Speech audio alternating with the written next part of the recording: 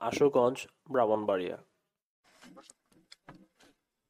আলহামদুলিল্লাহ ওয়াকাফা ওয়া সালামুন আলা ইবাদিহিল্লাযীনা ইসতাফা আম্মা বা'দ। قال النبي صلى الله تعالى عليه وسلم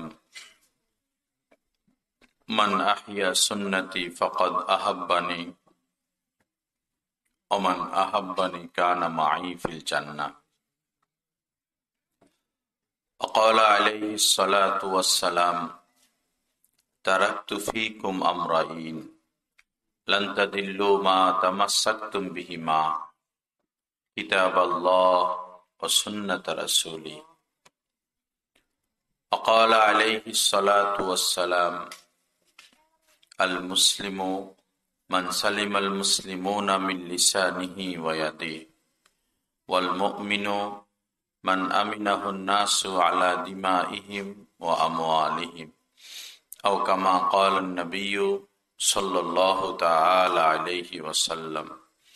اللهم صل على سيدنا ومولانا محمد وعلى آل سيدنا ومولانا محمد وبارك وسلم. আল্লাহ পাক জাল্লা জালালু আমাদের সকলকে কবুল করেন, আজকের এই মাহফিলকে কবুল করেন। এই মাহফিলের উসিলায় পুরা এলাকার সমস্ত নারী পুরুষ ছেলে মেয়ে সকলকে আল্লাহ পাক হেদায়েতে কামিলা নসিব করে দেন। হাদিস শরীফের মধ্যে এসেছে, হুজুর পাক সাল্লাল্লাহু আলাইহি ওয়াসাল্লাম ইরশাদ করেছেন, মান সাল্লা আলাইয়া ওয়াহিদা সাল্লাল্লাহু আলাইহি আশরা। যে ব্যক্তি আমার প্রতি একবার দুরূদ শরীফ পাঠ করবে, আল্লাহ পাক জাল্লা জালালুহু তার প্রতি 10 বার রহমত নাজিল করবেন। আল্লাহ পাকের রহমত পাওয়ার এর চেয়ে সহজ এবং ছোট আর কোনো আমল নাই, এবং এটা নিশ্চিত বিষয়। এই পৃথিবীতে আমল করার মতো বহু দোয়া, বহু দুরুদ, বহু তাসবিহ রয়েছে। একটা আমলের ব্যাপারেই হাদিসে পাকের মধ্যে গ্যারান্টি দেওয়া হয়েছে, যেটা আল্লাহ পাক ফিরিয়ে দেন না, সেটা হচ্ছে দুরুদের আমল। দুরুদের আমল এই মুহূর্তে সারা বিশ্বে যখন আমরা মুসলমানরা নির্যাতিত, নিপীড়িত, নিষ্পেষিত, এই মুহূর্তে আল্লাহর দয়া আমাদের প্রতি অনেক বেশি প্রয়োজন। এজন্য কমসে কম প্রতিদিন 100 বার আমরা দুরূদ শরীফ পাঠ করব। আল্লাহ পাক সকলকে তৌফিক দান করেন। হাদিস শরীফের মধ্যে এসেছে, মান সাল্লা আলাইয়া হিনা ইউসবিহু আশরান ওয়া হিনা ইউমসি আশরা আদরাকাতহু শাফাআতি। নবীজি বলেন, যে ব্যক্তি সকালবেলায় আমার প্রতি 10 বার দুরূদ শরীফ পাঠ করে এবং সন্ধ্যা বেলায়ও 10 বার দুরূদ শরীফ পাঠ করে, আদরাকাতহু শাফাআতি, কিয়ামতের দিন তার জন্য সুপারিশ করা আমার উপর আবশ্যকীয় হয়ে যায়। সহজ আমল, 1.5-2 মিনিটের বিষয়। আমরা মনে করে সকালবেলা প্রতিদিন 10 বার নবীজির প্রতি দুরূদ শরীফ পাঠ করব এবং সন্ধ্যা বেলায়ও 10 বার দুরূদ শরীফ পাঠ করব। আল্লাহ পাক সকলকে তৌফিক দান করেন। কাজকর্ম যেগুলো আমাদের করতে হয় সুন্নত মোতাবেক করব। হাত পায়ের নখ কাটা, যদিও এগুলো আমরা গুরুত্ব দেই না, কিন্তু এগুলো আসলে গুরুত্বপূর্ণ সুন্নত। মানুষ আর জানোয়ারের মধ্যে যে পার্থক্যগুলো, তার মধ্যে একটা হলো হাত পায়ের নখ কাটা। জানোয়ার সে তো নখ কাটতে পারে না, কুকুর, বেড়াল, বাঘ, সিংহ, কিন্তু মানুষকে আল্লাহ পাক নখ কাটার মতো সেই জ্ঞান বুদ্ধি দিয়েছেন। কিছু কিছু ভাইরা ভুল বশত অথবা অবহেলা অথবা গাফলতি নখ কাটে না, নখ বড় বড় রাখে, তখন ঘৃণা লাগে। তাদের নখ বড় বড়, দেখতে ঘৃণা লাগে, অপছন্দ লাগে। তো সপ্তাহে একবার কমপক্ষে নখ কাটা, হাত পায়ের নখ সপ্তাহে একবার কাটা, এটা নবীজির সুন্নত। এবং আরো যেগুলো পরিষ্কারের বিষয় রয়েছে, নারী এবং পুরুষের এই পরিষ্কার গুলো সপ্তাহে একবার করে নেওয়া, এর দ্বারা মন পরিচ্ছন্ন থাকে, মনটা পরিচ্ছন্ন থাকে। নিয়মিত মেসওয়াক করা, দাঁত পরিষ্কার করা। নবীজি তো বেশি বেশি করে মেসওয়াক করতেন। আমাদের এই জামানায় এসে মেসওয়াকের পাশাপাশি আমরা পেস্ট পাই, ব্রাশ পাই, অসুবিধা নাই, খাওয়ার আগে পরে বা ঘুমের আগে পরে ব্রাশ করে নিলাম। কিন্তু মেসওয়াক না ছাড়া, মেসওয়াক করা, মেসওয়াক ছাড়া যদি ওযু করা হয় আর নামাজ পড়া হয় তো এক রাকাতের সওয়াব। আর মেসওয়াক করলাম, ওযু করলাম, এক রাকাতে 70 রাকাতের সওয়াব। মেসওয়াক করব, চুল বড় হয়ে গেলে চুল কাটবো। চুল কাটার 3 পদ্ধতি, যেটা কোরআন সুন্নাহ মোতাবেক। এক তো হলো বাবরি রাখা, কোন চুল, যেটা নবীজি রাখতেন। বাবরির নিয়ম হলো এই সব চুল রেখে দেওয়া, সব চুল রেখে দেওয়া, পিছনে দিয়ে দেওয়া। এই সব চুল, কোনো কিছু কাটা যাবে না, সব পিছনে দিয়ে দেওয়া। এগুলো নবীজির কখনো কানের মধ্যখান, কখনো কানের লতি, কখনো কাঁধ পর্যন্ত পৌঁছাইতো। এটা হলো বাবরি রাখার সুন্নত। মূলত নবীজি এইভাবে চুল রাখতেন। আরেকটা হলো এই যেমন জায়েজ তরিকা, যেমন যেটা আমরা রাখি এখন, মাথার চতুর্পাশ সমান, সামনে পিছনে ডাইনে বামে চতুর্পাশ সমান, এটাকে বলে জায়েজ তরিকা। এইভাবে করা যায়। কিন্তু আমাদের তরুণ বা যুবক ছেলেরা যেভাবে চুল কাটে, যেমন মাথার সামনে অনেকগুলো চুল, পিছনে নাই, ডাইনে আছে, বামে নাই, বিভিন্ন ধরনের কাটিং যেগুলো বের হয়েছে, এগুলো সম্পূর্ণ গুনাহ এবং হারাম। নবীজি বলেছেন, মান তাশাব্বাহা বিকওমিন ফাহুয়া মিনহু। যে যে জাতি যে জাতিকে অনুসরণ করবে, যে ব্যক্তি ভিন্ন কোন জাতিকে অনুসরণ করবে, সে তারই অন্তর্ভুক্ত হবে। এখন যদি কোনো মুসলমান চুল কাটার ক্ষেত্রে কোন বিজাতিকে অনুসরণ করে, বিজাতিদের ন্যায় ধর্মহীন বা কোনো ইহুদি খ্রিস্টানদের মতো চুল কাটে, তো সে তাদেরই অন্তর্ভুক্ত হয়ে যাবে। এজন্য আমাদের মুসলমানদেরকে ইসলাম মোতাবেক চলা, সুন্নত মোতাবেক চলা। আল্লাহ পাক তৌফিক দান করেন। এরপরে মোষ রাখার সুন্নত হলো মোষকে কেটে ফেলা কেচি দিয়া, এই ঠোঁটের সাথে যেন লেগে থাকে, মোষ কাটা। নবীজি বলেছেন, মোষকে খাটো করো আর দাড়িকে লম্বা করো। এখন যদি মোষ কেউ রাখতেই হয় তো ঠোঁটের উপরে যেন চলে না আসে, একটু একটু রাখলো, কিন্তু ঠোঁটের উপরে আসলে এটা মাকরু হয়ে যায়। আর দাড়ির সুন্নত তরিকা, দাড়ি ওয়াজিব হলো ডান দিক থেকে 1 মুঠ, থুতলির নিচে 1 মুঠ, বামে 1 মুঠ। 1 মুঠ ধরার পর কাটা যাবে, এর আগে কাটা যাবে না। এতটুকু দাড়ি রাখা ওয়াজিব।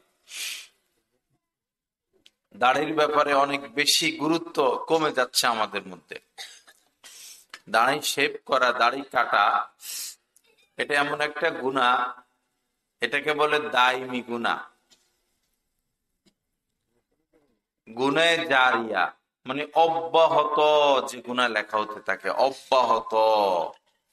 ফেরেশতারা লিখতেই থাকে, লিখতেই থাকে, লিখতেই থাকে, লিখতেই থাকে। কোনো অলসতা নাই, গুনায়ে জারিয়া, সগীরা গুনাহ না বরং কবিরা গুনাহ।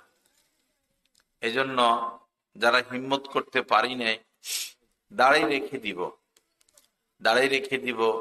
এর দ্বারা আপনার চেহারা সুন্দর হবে এবং মানুষ আপনার প্রতি আশ্বস্ত হবে, মানুষের বিশ্বাস বাড়বে, মানুষ আস্থাশীল হবে আপনার প্রতি।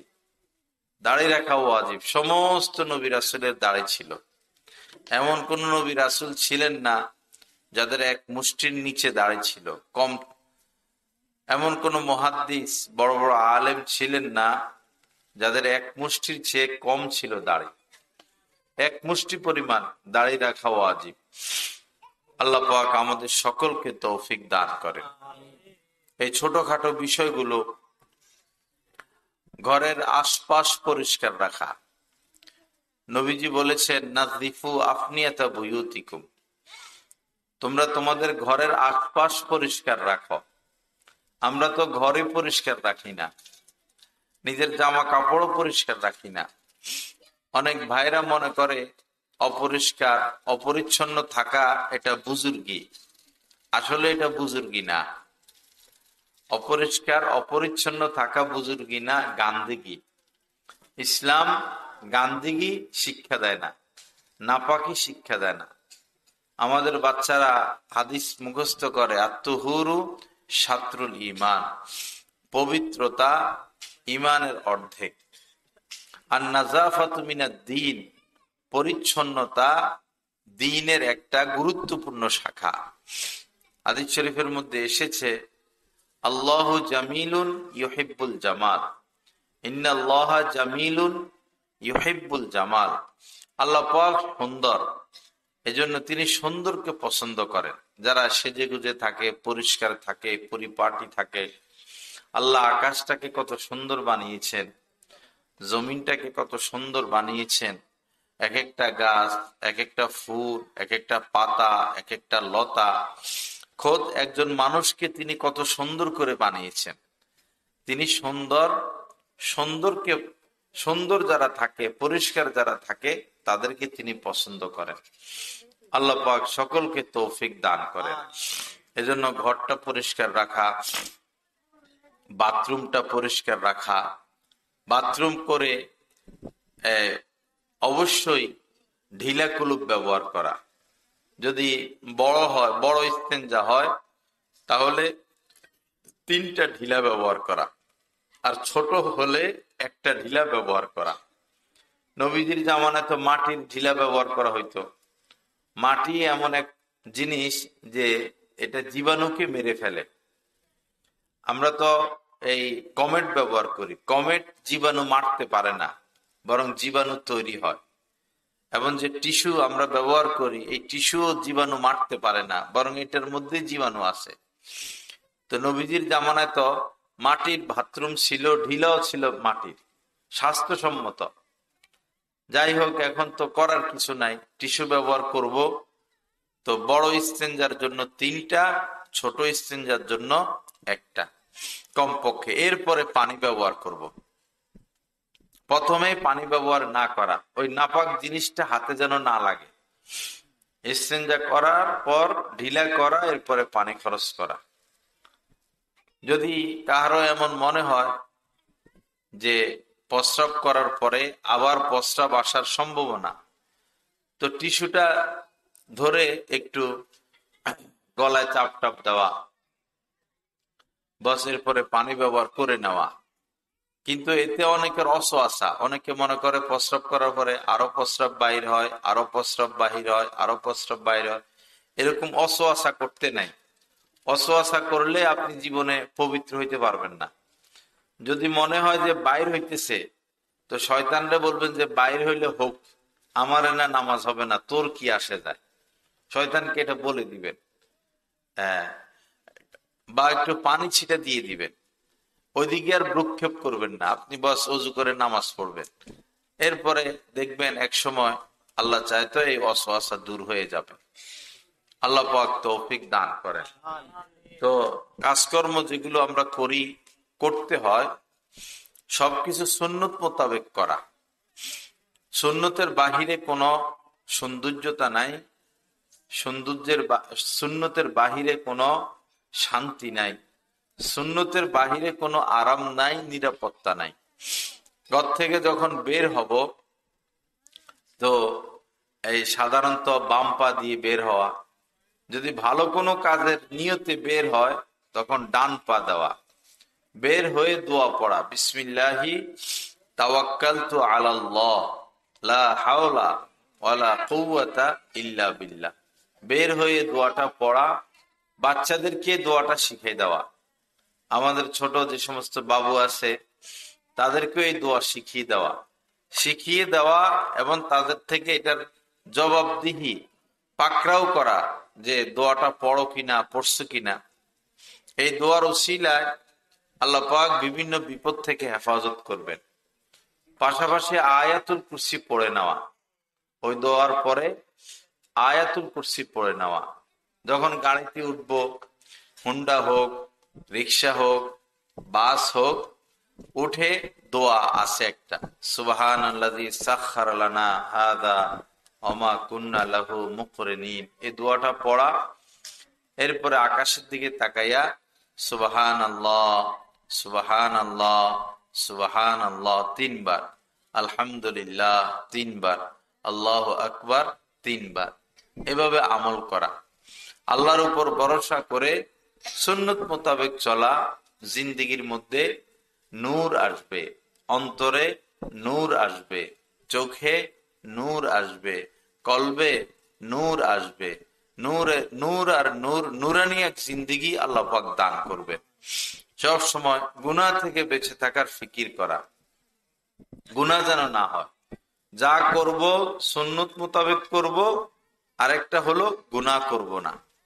এই যে এত বিপদ মুসলমানদের উপরে চতুর্দিক থেকে, এর মূল কারণই হচ্ছে গুনাহ করা। বান্দা যখন গুনাহ করে, নাফরমানি করে, তো বান্দা আল্লাহর রহমত থেকে দূরে সরে যেতে থাকে। তখনই আযাব আর গজব ওই বান্দার উপর নাজিল হতে থাকে।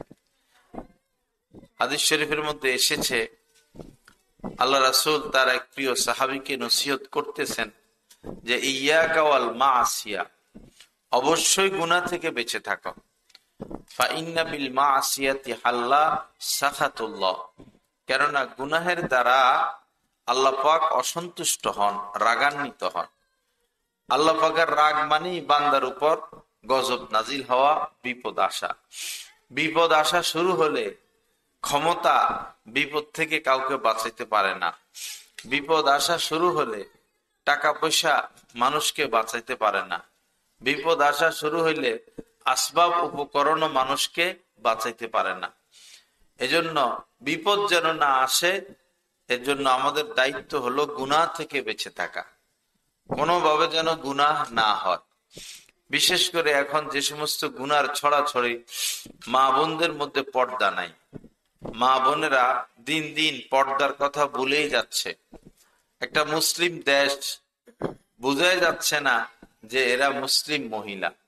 একজন মুসলিম মহিলা তো কোনোভাবেই পর্দা ছাড়া ঘর থেকে বের হতে পারে না। সে তো তার সৌন্দর্য, তার চেহারা, তার অবয়ব, তার দেহ কোনোভাবেই পর পুরুষকে দেখাইতে পারে না। বোঝা গেল আল্লাহর ভয় নাই এবং আল্লাহর হুকুম পালনের প্রতি কোনো ভ্রুক্ষেপ নাই, ইচ্ছা নাই, যার কারণেই এই পর্দা ছাড়া ঘর থেকে বের হয়। আল্লাহ পাক কোরআনে কারীমের মধ্যে বলেছেন, অকর্ণা ফি বুয়ুতিকুন্না, নারীদেরকে বলেছেন যে তোমরা ঘরে থাকো, ঘরে অবস্থান করো। হ্যাঁ, ওয়ালা তাবাররাজনা তাবাররুজাল জাহিলিয়াতিল উলা, জাহিলি জামানার বর্বর সে আরব জামানার নারীরা যেভাবে সেজে গুজে রাস্তা রাস্তায় ঘুরতো, তোমরা এরকম সেজে গুজে রাস্তা রাস্তায় ঘুরো না, বিপদে পড়ে যাইবা। ওই জামানায় নারীরা বেশি বেপর্দায় ঘুরতে ঘুরতে, বেশি ফ্রি হতে হতে এমন অবস্থা হয়েছিল আর মানুষ মেয়েদেরকে বিয়ে করতো না, বেশি ফ্রি হয়ে গেছিল। এমনও অবস্থা হয়েছিল, আমাদের সমাজে যেমন বাজারে গরু ছাগল বিক্রি করে, হাঁস মুরগি বিক্রি করে। এভাবে বাজারে নারীদেরকে বেচা কিনা করা হইতো। যার মন চাইতো কোনো মহিলাকে কিনে নিয়ে আসতো, মেয়েকে কিনে নিয়ে আসতো, রাখতো, আবার বিক্রি করে দিয়ে আইতো। বেপর্দা করতে করতে দাম কমতে কমতে তাদের এই অবস্থা হয়ে গেছিল। ঠিক যদি আবার এরকম নারীরা বেপর্দা শুরু করে দেয়, নিজেদের ইজ্জত আবরুর হেফাজত না করে, তো নারীদের সমাজের মধ্যে কোনো দাম থাকবে না। এজন্য নিজেরা নিজেদের অবস্থান ধরে রাখা। আল্লাহ পাক তৌফিক দান করেন। আল্লাহ পাক আমাদের সকলের জন্য ইজ্জতের ফায়সালা করেন। তো মা বোনদের দায়িত্ব এই এভাবে পর্দায় থাকা। আর আমাদের দায়িত্ব হলো আমাদের স্ত্রী আমাদের অধীনস্থ, আমাদের মেয়েরা আমাদের অধীনস্থ। আমরা আমাদের স্ত্রী এবং মেয়েদেরকে বুঝাবো, বলবো, চেষ্টা করব তারা যেন ঘরের বাহিরেও পর্দা করে এবং ঘরেও কোনো পরপুরুষ আসলে পর্দা করে। পর্দা শিখাতে হবে। নারীর ভূষণ হচ্ছে পর্দা, নারীর অলংকার হচ্ছে পর্দা। একজন নারীর সতীত্বের এত দাম, সারা পৃথিবীকে যদি এক পাল্লায় রাখা হয় আর কোন মেয়ের সতীত্বকে যদি আরেক পাল্লায় রাখা হয়, তো এই মেয়ের সতীত্বের দাম বেশি। সতীত্ব এত দামি জিনিস, কিন্তু আজ এই মহামূল্যবান সম্পদ সতীত্ব মেয়েরা স্বেচ্ছা হারিয়ে ফেলতেছে। এটাকে কোনো কিছু মনে করে না। স্কুলে যায় ছেলে মেয়ে একসাথে, আবার সেখানে গিয়েও গল্প স্বল্প, আড্ডা, দেখা সাক্ষাৎ, হাতাহাতি, আবার স্কুল থেকে আসে একই অবস্থা। এই ছেলেদের সংস্পর্শে বেশি বেশি আসা যাওয়া করতে করতে তাদের লজ্জা চলে যাচ্ছে, তারা লজ্জাহীন হয়ে যাচ্ছে এবং তারা পরস্পর পাপে লিপ্ত হয়ে যাচ্ছে। পাশাপাশি মোবাইল তো আছে, ঘরে টেলিভিশন আছে, এগুলো তারা দেখে, দেখতে দেখতে ওই পাপের প্রতি তারা উৎসাহ পায় এবং পাপ করতে তাদের সহজ হয়। আর শয়তান তো আছেই, ইন্নাহু কানা আদুব্বুম মুবিন। আল্লাহ পাক বলেছেন এই শয়তান হচ্ছে প্রকাশ্য দুশমন। সে তো ধোঁকা দিচ্ছে, আবার ভিতরে আছে নফস। ইন্না নফসা লাআম্মারাতুম বিসসু। নফস মানুষকে পাপের দিকে টানে। এদিকে টেলিভিশনে টানতেছে, এদিকে মোবাইলে টানতেছে, এদিকে শয়তান ধোঁকা দিচ্ছে, এদিকে যে নফস ভিতরে সে পাপের দিকে টানতেছে। তো একজন মানুষ গুনাহ থেকে বাঁচা তখন তার জন্য কতটা কঠিন হয়ে যায়। আমার ভাইরা, যত টাকা পয়সা ব্যাংক ব্যালেন্স করব, পাশাপাশি যদি গুনাহ থেকে গুনাহ করি, তো এই সম্পদ আমাদের বিপদের কারণ হয়ে যাবে। সম্পদ কামানো নিষেধ না, কেউ অনেক বড় লোক হোক, অসুবিধা নাই, জাকাত দিয়ে দিবে, দান সৎকা করবে, গুনাহ থেকে বেঁচে থাকবে।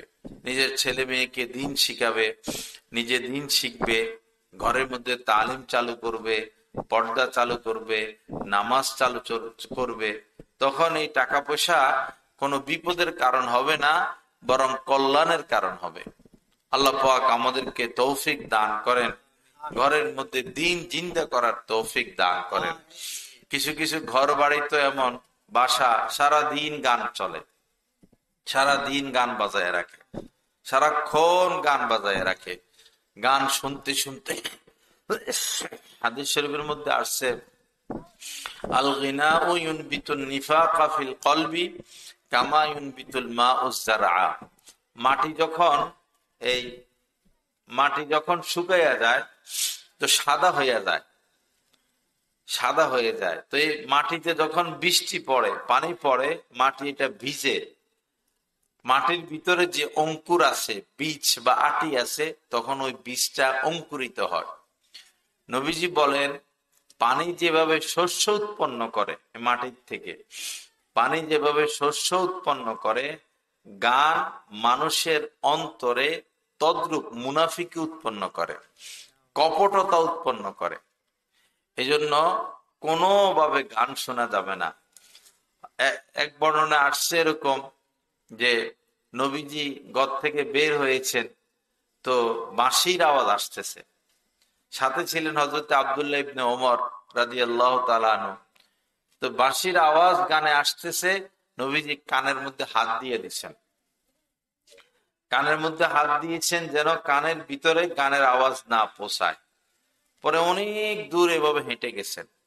গিয়ে হযরত আব্দুল্লাহ ইবনে ওমর রাদিয়াল্লাহু তাআলা আনহুকে বললেন, তুমি কি কিছু শুনতে পাও? তো তিনি বললেন, না, এখন আর শোনা যায় না। তখন নবীজি কান থেকে হাত নামিয়ে নিয়েছেন। তো গান শোনা থেকে বাঁচার জন্য নবীজি আমাদেরকে এই শিক্ষা দিলেন যে কানে হাত দিয়ে দিচ্ছেন। অথচ এখন আমরা গান শোনার জন্য বরং উল্টো কানের মধ্যে হেডফোন লাগাই যেন ভালো করে শুনতে পারি। তো নবীজির আমল কি ছিল আর আমাদের আমল কি হলো? হাদিসে পাকের মধ্যে এসেছে, ইয়াজিদু ফিশ শাহাওয়াত ইয়ানকুসুল হায়া। গান এটা শুনতে থাকলে মানুষ নির্লজ্জ হয়ে যায়। মেয়েরা গায়ে কাপড় রাখে না, মাথায় কাপড় রাখে না। ঘরের মধ্যে পিতা আছে, পিতার সামনে গায়ে ওড়না নাই। বড় ভাই আছে, গায়ে ওড়না নাই, কাপড় নাই। মহিলারাও এই শাড়ি পরে, শরীরের বেশিরভাগ অঙ্গ প্রকাশ্যে চলে আসে। মানে ওই যে গান শুনে, গান দেখে, পর্যায়ক্রমে তারা নির্লজ্জ হয়ে যায়।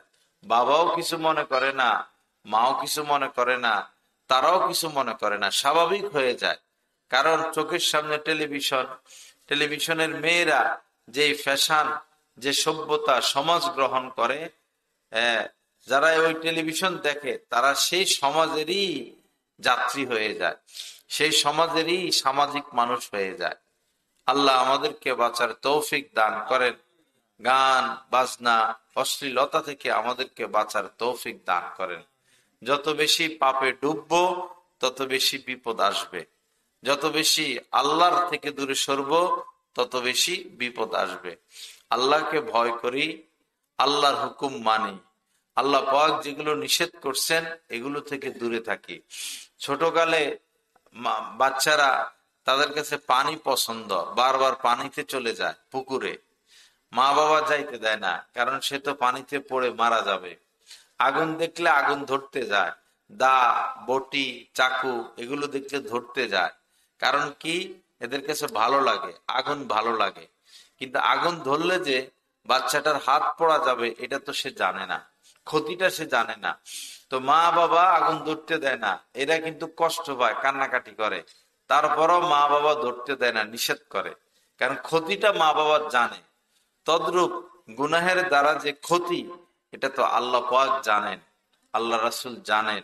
এজন্য আমাদেরকে নিষেধ করছেন গুনাহ করবা না, নাফরমানি করবা না, বাধা দিয়ে রাখছেন, এটা করবা না, এটা করো। যেমন মদ খাওয়া, নেশা জাতীয় এই মদ, গাঁজা, ইয়েবা যা আছে, এগুলো খাইলে তো ভালো লাগে, নেশা নেশা লাগে, মজা লাগে। কিন্তু এগুলো খাইলে শারীরিক ক্ষতিও তো আছে। কিডনি নষ্ট হয়ে যায়, ফুসফুস নষ্ট হয়ে যায়, এরপরে মানে অল্প দিনে মানুষের লাইফ শেষ হয়ে যায়। তো এগুলোর মধ্যে ক্ষতি, এটা তো আল্লাহ রাসূল জানেন। এজন্য আল্লাহ রাসূল এগুলোকে হারাম করে দিচ্ছেন। ফাজতানিবুহু, আল্লাহ পাক বলতেন যে এগুলো থেকে তোমরা, মদ, জুয়া, এগুলো থেকে তোমরা বিরত থাকো। আল্লাহ পাক আমাদের সকলকে বাঁচার তৌফিক দান করেন।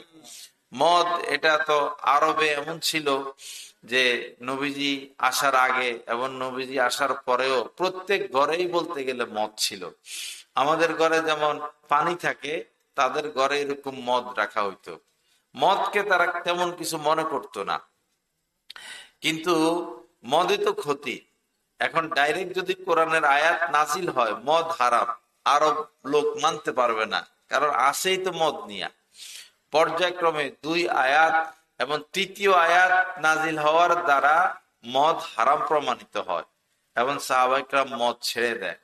যেদিন মদ হারামের আয়াত নাজিল হয়, এই আয়াত ইন্নাল খামরা ওয়াল মাইসারা, এই আয়াতটা যেদিন নাজিল হয়, তো এমনও হয়েছে যে কোন সাহাবী মদের পাত্র মুখে নিছেন, জিহ্বা, ঠোঁট বিচ্ছে মদে, জিহ্বা বিছলো।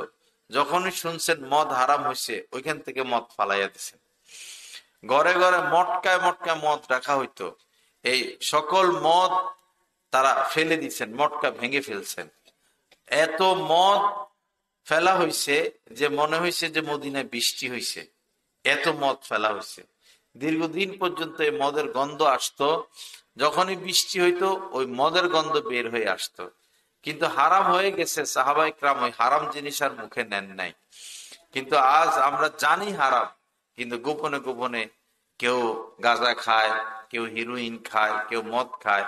যারাই গোপনে বা প্রকাশ্যে নেশা করেন বা করতেছেন, নিজেকে নিজে বিপদে ঠেলে দিচ্ছেন। আপনার ভিতরে সব কিছু শেষ হয়ে যাবে। এক সময় আপনি চিকিৎসার অনুপযুক্ত হয়ে যাবেন। চিকিৎসা কোনো কাজে আসবে না, চিকিৎসা কোনো কাজে আসবে না। আল্লাহ পাক তৌফিক দান করেন, সমস্ত হারাম জিনিস বর্জনের তৌফিক দান করেন। পাশাপাশি এখন ব্যবসা বাণিজ্যে বেশিরভাগ মানুষই সিসি ব্যাংকের থেকে লোন নিয়ে ব্যবসা করে। তো লোন এটা তো সুদ। কোরআনে কারিমের মধ্যে আল্লাহ পাক বলেছেন, ওয়ালা তাকুলুর রিবা, তোমরা সুদ খেও না, সুদ গ্রহণ করো না। সুদ আমরা গ্রহণ করি বা না করি, আল্লাহ পাক বলেছেন যে তিনি এই সুদকে শেষ করবেন, নিঃশেষ করে দিবেন। ইয়ামহাকুল্লাহুর রিবা, আল্লাহ পাক বলেছেন যে তিনি সুদকে নিঃশেষ করে দিবেন, সুদ তিনি রাখবেন না। সুদি কারবার করে একজন মানুষ যত ধনী হোক, যত বড় লোক হোক, আজ নয় কাল তিনি এই সুদি এই ব্যবসাকে নিঃশেষ করে দিবেন। এজন্য আমার ভাইয়েরা, আল্লাহ পাক যেটাকে নিষেধ করছেন সেদিকে অগ্রসর না হওয়া, নিজেকে নিজে বিপদের দিকে ঠেলে না দেওয়া। আমি যদি স্বেচ্ছায় আগুনে ঝাঁপ দেই তা আমার শরীর তো পোড়া যাবে। কেউ যদি স্বেচ্ছায় রেল লাইনের গাড়ির নিচে পড়ে তো সে তো টুকরা টুকরা হবেই। আল্লাহ পাক ওই সমস্ত জিনিস, আল্লাহ রাসূল ওই সমস্ত জিনিসই নিষেধ করেছেন যেগুলোর মধ্যে বান্দার ক্ষতি। এখন জেনে শুনে যদি আমরা ক্ষতির সম্মুখীন হই তা আমি আমাকে নষ্ট করলাম, আমি আমার জীবনকে বরবাদ করলাম। আল্লাহ পাক আমাদের সকলকে আমলের তৌফিক দান করেন। আল্লাহ পাক এই মাহফিলকে কবুল করেন। যা কিছু আলোচনা হলো, আল্লাহ পাক এই কথাগুলোর উপর সকলকে আমলের তৌফিক দান করেন। তা আমি কথা শেষ করে দিব। সর্বশেষ কথা হলো সুন্নত মোতাবেক চলবো। আমরা সুন্নতকে আঁকড়ে ধরবো। মান তামাসসাকা বিসুন্নতি ইনদা ফাসাদি উম্মতি ফালাহু আজরু মিআতি শাহীদ। নবীজি বলেছেন, ফিতনা ফাসাদের জামানায় যে আমার সুন্নতকে আঁকড়িয়ে ধরবে, 100 গলা কাটা শহীদের সওয়াব আল্লাহ পাক তাকে দান করবেন। আমরা মা বোন এবং ঘরের ভিতরে ঘরের বাহিরে সবাই সুন্নতকে আঁকড়িয়ে ধরবো। কাজ শুরু করব বিসমিল্লাহ পড়ে শুরু করব। খাওয়ার শুরুতে বিসমিল্লাহ পড়বো, দোয়া পড়বো। খাওয়ার পরে আলহামদুলিল্লাহ পড়বো, দোয়া পড়বো। ঘুমের আগে ঘুমের দোয়া পড়বো, ঘুম থেকে জেগে ঘুমের দোয়া পড়বো, জাগার দোয়া পড়বো। বাথরুমে যাওয়ার আগে দোয়া পড়বো, বাথরুম থেকে বের হয়ে দোয়া পড়বো। মাসনুন যে দোয়াগুলো, এই দোয়াগুলোর উপর আমল করব এবং সুন্নত মোতাবেক চলবো। আপনাদের এই মাদ্রাসা মাশাআল্লাহ, আপনাদেরই মাদ্রাসা। এক একটা মাদ্রাসা অনেক বড় নিয়ামত। যতদিন মাদ্রাসা থাকবে ততদিন দিন থাকবে। জায়েজ কি নাজায়েজ কি, হালাল কি হারাম কি, করণীয় কি বর্জনীয় কি, এটা মাদ্রাসার মাধ্যমে আমরা জানতে পারবো। আমরা সবাই মাদ্রাসার প্রতি যত্নশীল হব, মাদ্রাসার খোঁজ খবর রাখবো, কি করতে হবে, কি লাগবে, ওস্তাদের হাদিয়া, ছাত্রদের পড়াশোনার বিভিন্ন বিষয়, ঘর করা, বিল্ডিং করা, এগুলো সামাজিকভাবে আমাদের দায়িত্ব। আমাদের এটা দায়িত্ব। আমাদের স্বার্থে আমরা মাদ্রাসা ধরে রাখবো। মাদ্রাসা নাই, ওই সমাজ না, সব মানুষ পশু হয়ে যাবে, সব মানুষ অমানুষ হয়ে যাবে। জিনা, ব্যভিচার, খুন, ঝগড়া, ফাসাদ, এগুলোতে দুনিয়া এরকম বরবাদ হয়ে যাবে। যেভাবে হোক মাদ্রাসা আমাদেরকে ধরে রাখতে হবে। বাচ্চাদের পড়ালেখার মান উন্নয়ন, পরীক্ষা, বেফাক বোর্ড আছে, বেফাক বোর্ডে পরীক্ষা, এই সমস্ত বিষয় আমরা খেয়াল রাখবো। আল্লাহ পাক আমাদের সকলকে আমলের তৌফিক দান করেন, এই মাদ্রাসাকে কবুল করেন। সারা বিশ্বে আমাদের মুসলমানদের উপর যে নির্যাতন, বিশেষ করে গাজা, ফিলিস্তিন, আল্লাহ পাক নিজ করমে আমাদের গাজার মুসলমানদের প্রতি দয়া করেন এবং এই যুদ্ধ বন্ধের ফায়সালা করে দেন।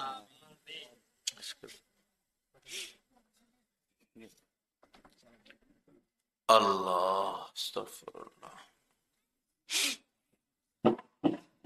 আলহামদুলিল্লাহ, হযরত ওয়ালা দামাত বারাকাতুহুমের প্রতিটি বয়ান পাচ্ছেন নেটের মাধ্যমে, টেলিগ্রামের মাধ্যমে। প্রথমত গুগল প্লে স্টোর থেকে টেলিগ্রাম অ্যাপসটি ডাউনলোড করতে হবে। তারপর টেলিগ্রাম অ্যাপসে প্রবেশ করে নিজের মোবাইল নাম্বার এবং একটি ভেরিফিকেশন কোড প্রদানের মাধ্যমে অ্যাকাউন্ট খুলতে হবে। অ্যাকাউন্ট খোলার পর ডান পাশে উপরে একটি সার্চ আইকন থাকবে, ওইখানে বাংলায় লিখতে হবে বয়ানে মাওলানা জহিরুল ইসলাম সাহেব, অথবা ইংরেজিতে @বয়ানবিডি। তারপর চ্যানেলে প্রবেশ। পরবর্তী কাজ হলো নিচে জয়েন আইকন থাকবে, ওইখানে ক্লিক করা। জয়েন হয়ে যাওয়ার পর পূর্ববর্তী আপলোডকৃত সকল বয়ান আপনারা পেয়ে যাবেন খুব সহজে। অথবা 01310403144 এই নাম্বারে হোয়াটসঅ্যাপে যোগাযোগ করতে পারেন। আলহামদুলিল্লাহ, প্রতি ইংরেজি মাসের শেষ শুক্রবার বাদ এশা কমলপুর মাদ্রাসা মসজিদে মাসিক ইজতেমা অনুষ্ঠিত হয়। উক্ত মজলিসে অংশগ্রহণ করার জন্য সকলের প্রতি দিনই দাওয়াত রইল।